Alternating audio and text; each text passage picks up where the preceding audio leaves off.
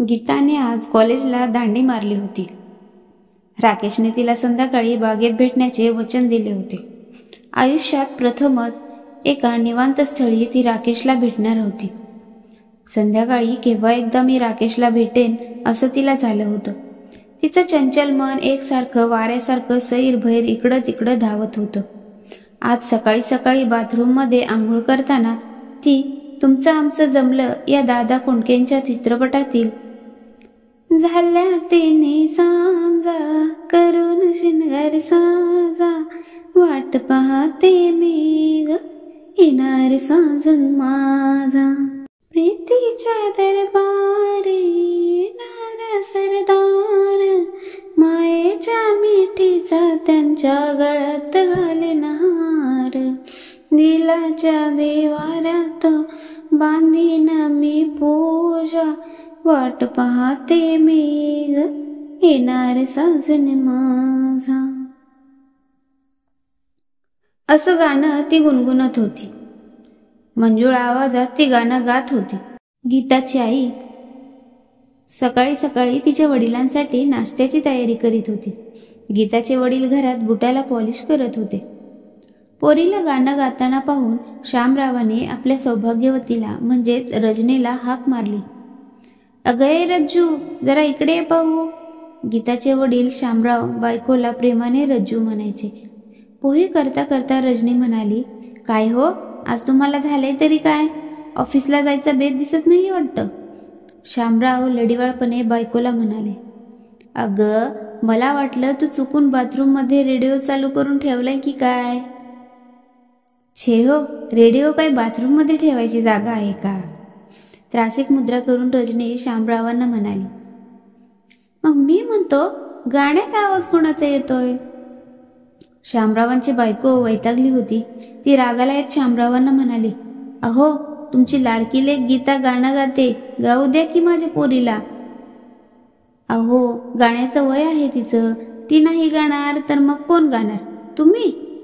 अहो लोक स्टेजवर गाणी गातात, नाटकात, सिनेमात, ऑर्केस्ट्रात गातात. मग मी म्हणते माझ्या पोरीनं बाथरूममध्ये गाणं म्हटलं तर तुमचं काय जातं? माझी पोर बाथरूम सिंगर नाही बरं का.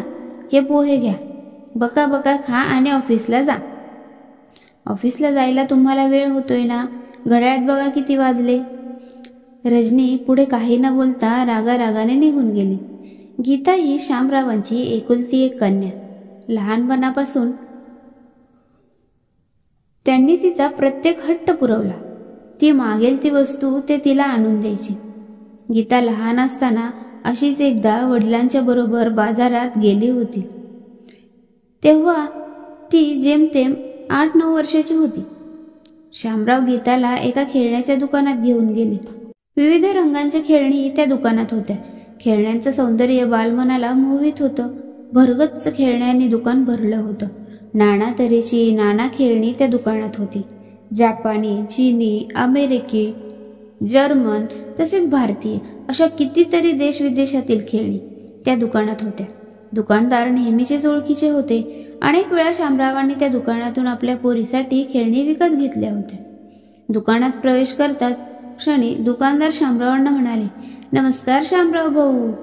नमस्कार नमस्कार श्यामराव म्हणाले. दुकानदाराने आपल्या तोंडाचा पट्टा चालूच ठेवला. कसं काय येणं केलं? बरेच दिवस झाले तुम्ही माझ्या दुकानाकडे फिरकला नाही. काही खास विशेष? हातवारे करीत श्यामराव दुकानदाराला म्हणाले, विशेष असं काही नाही. आज पोरीनं जरा जास्त हट्ट केला म्हणून म्हटलं जाऊन यावं. तुम्हाला तर माहीतच आहे की माझी छकुली किती हट्टी आहे.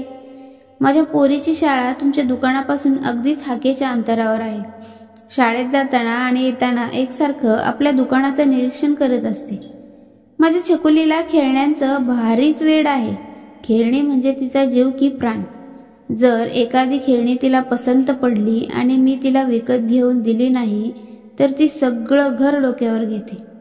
कधी कधी ती शाळेत पण जात नाही. तासनतास रडत बसते.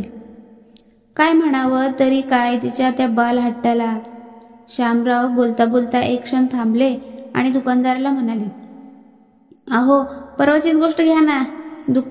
तुमच्या दुकानाच्या उजव्या कोपऱ्यात एक दुकान आहे बघा, राम भरोसे शूज मार्ट. लेडीज स्पेशल तेच दुकान ना? दुकानदार म्हणाले, हो हो तेच ते दुकान. शामराव म्हणाले, पुढे काय झाले ते सांगा. दुकानदार म्हणाले. शामराव अतिजलद म्हणाले, अहो होणार काय, शाळेतून येताना पोरगी दुकानात गेली, किंमत विचारून आली. संध्याकाळी मला मस्का पाव लावत म्हणाली, चला ना पप्पा त्या दुकानात, मला एक उंच टाचेची सँडल हवी आहे, आत्ताच हवी आहे. उठा ना पप्पा, चला ना पप्पा.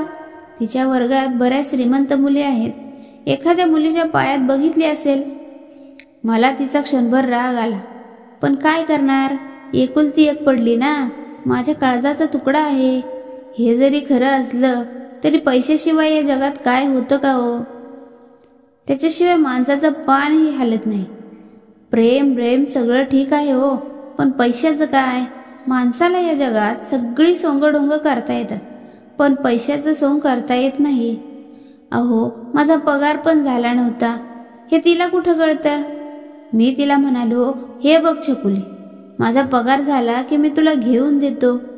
मी असे म्हणाल्याबरोबर स्वारी रुसून बसली, कोपऱ्यात जाऊन रडत बसली. म्हणाली, नाही मला आत्ताच घेऊन द्या. नाही, घेऊन दिली तरच मी जेवणार, नाहीतर नाही. नुकताच कुठे मी ऑफिसमधून आलो होतो, बॅग खाली ठेवली, कसा बसा घशाखाली चहा ओतला, बायकोकडून पैसे घेऊन मी तिला म्हणालो, माझा पगार झाला की देईन तुला. पोरीसाठी तिने मला पैसे पटकन काढून दिले. एरवी मी मागितले तर मला देत नाही. 500 रुपये तिने मला दिले. क्षणाचाही वेळ न दवडता मी पोरीला म्हणालो, चल बाई तुला घेऊन देतो. मग काय, लई खुश झाली. लगेच येऊन माझ्या गळ्यात पडली. पोरीला घेऊन लगेच दुकानात आलो. तिला 200 रुपयांची उंच टाचेची सँडल घेऊन दिली. ती त्याच दिवशी आपल्या मैत्रिणींना दाखवून आली. काय सांगू तुम्हाला, 2-4 दिवसात तिने ती तोडून पण टाकली. दुकानदार गालातल्या गालात हसत शामरावांना म्हणाले, अहो शामराव, चालायचंच, किती केलं तरी पोरीचीच जात. अजून खूप लहान आहे होती, तिचे हट्ट नाही पुरवायचे तर कोणाचे पुरवायचे? बायकोचे. दोघेही खळखळून हसायला लागले. हसता हसता दुकानदार शामरावांना म्हणाला, बोला शामराव, कोणती खेळणी दाखवू? चीनी, जपानी, जर्मनी की भारतीय? शामराव हातवारे करीत म्हणाले, अहो मला काय दाखवता, दाखवा की माझ्या पोरीला. दुकानदाराने गीताला जवळ घेऊन प्रेमाने तिला विचारले, बोल बाळा, तुला कोणती खेळणी दाखवू? शामरावांची पोरगी गीता दुकानदाराला म्हणाली, मला की नाही काका, त्या कोपऱ्यातला भाऊला दाखवा, तो उंच गोरा गोरा पान आहे ना तो. दुकानदार क्षणाचाही विचार न करता म्हणाले, बेटा हा तर जपानी बाहुला आहे, तुला तर बाहुली पाहिजे ना खेळायला. छान, तुझ्यासारखी गोरी गोरी पान, फुलासारखी छान छान बाहुली घेऊन तू तिच्याशी छान छान खेळशील. गीताने एक क्षण वडिलांच्याकडे आणि एक क्षण दुकानदाराकडे पाहिले. क्षणभर विचार करून गीता दुकानदाराला म्हणाली, नाही काका, मला की नाही हा जपानी बाहुला पाहिजे. माझ्याकडे इंडियन बाहुली आहे. मला वाटतं काका, ह्या जपानी बाहुल्याची आणि इंडियन बाहुलीची चांगलीच जोडी जमेल. दुकानदाराने सहजच विचारले, हा बाहुला घेऊन तू काय करणार ग? गीता उड्या मारीत म्हणाली, वेडे कुठचे तुम्ही, मी तो बाहुला घेऊन घरी गेल्यावर दोघांचीही लग्न लावून देणार. मग काका येणार ना माझ्या बाहुला बाहुलीच्या लग्नाला? जरूर यायचं काका, नाहीतर जाल विसरून. शामराव हसले तसे दुकानदारही हसले. गीता खूपच हट्टाला पेटली होती. घेईन तर हाच जपानी बाहुला घेईन, नाहीतर घेणारच नाही. शामरावांनी पोरीपुढे हात टेकले. शामराव हळूच दुकानदाराला म्हणाले, बोला राव, किती किंमत आहे या तुमच्या जपानी बाहुल्याची? दुकानदार क्षणाचाही विचार न करता शामरावांना म्हणाले, जास्त काही नाही, फक्त 400 रुपये. तुमच्यासाठी मी 300ला देतो. दुसरे कोणी गिराईक असते तर मी नक्कीच 400-500 रुपये सांगितले असते. तुम्ही तर नेहमीचे गिराईक आहात, तुमच्याकडून काय जास्त घ्यायचे? शामराव कसनुसा चेहरा करून दुकानदाराला म्हणाले, अहो 300 रुपये जरा जास्तच होतात, असं नाही वाटत का तुम्हाला? दुकानदार नाकातल्या नाकात शामरावांना म्हणाले, अहो जास्त कसले, मी म्हणतो गीता तुमची एकुलती एक पोरगी ना. पैसा काय झाले, आज येतो आणि उद्या जातो. पोरीची खुशी तेवढी महत्वाची. पैसा काय नंतर दिला तरी चालेल. तुम्ही काय पळून थोडीच जाणार. पगार झाल्यानंतर सावकाश दिले तरी चालतील हो, मला काय घाई नाही. श्यामरावांनी खिशात हात घालून पाकिट बाहेर काढले. त्यातून दुकानदाराला 200 रुपये दिले आणि म्हणाले, हे बघा, आता मी 200 रुपये देतो, बाकीचे पगार झाल्यानंतर दिले तर चालतील ना? हो हो चालेल ना, मी कुठे नाही म्हणतो, तुम्ही तर आपलेच माणूस, कवा पण द्या. दुकानदार धीर गंभीर होत श्यामरावांना म्हणाले. श्यामरावांनी पोरीचे कितीतरी हट्ट पुरवले होते. लहानपणी पोरीला जे जे हवे होते ते त्यांनी आणून दिले. श्यामरावांची एकच इच्छा होती की पोरीनं खूप शिकावं, शिकून मोठं व्हावं. गीताला तेव्हा मॅट्रिक्सच्या परीक्षेत फक्त 60% गुण मिळाले होते. तेव्हा ते थोडे नाराज झाले होते. सायन्सला तिनं ॲडमिशन घेऊन द्यायचे होते, परंतु मार्क्स कमी असल्यामुळे तिला सायन्सला ॲडमिशन मिळाले नव्हते. गीताची पण सायन्सला जाण्याची इच्छा अजिबातच नव्हती. फरक फक्त एवढाच होता की श्यामरावांनी आपली इच्छा पोरीवर लादली होती. हायस्कूलमध्ये असताना ती फार हुशार होती.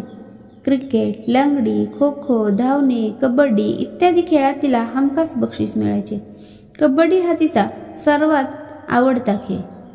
तिचं सर्वात मोठे शहर आहे आणि आवडत्या खेळात गीता जेव्हा ढिगांनी बक्षीस घरी घेऊन यायची तेव्हा श्यामरावांच्या आनंदाला पारावर उरायचा नाही. गीताला जेव्हा सायन्सला ॲडमिशन मिळाले नव्हते तेव्हा श्यामरावांना खूप वाईट वाटले. त्यांना वाटायचे पोरीनं जरा थोडा जास्त अभ्यास केला असता तर नक्कीच तिला सायन्सला प्रवेश मिळाला असता. शेवटी श्यामरावांचा नाईलाज झाला. तिला आर्ट्सला ॲडमिशन घेऊन द्यावी लागली. गीताचीही मनासारखे झाले होते. एकीकडे गीताला खूप आनंदही झाला होता.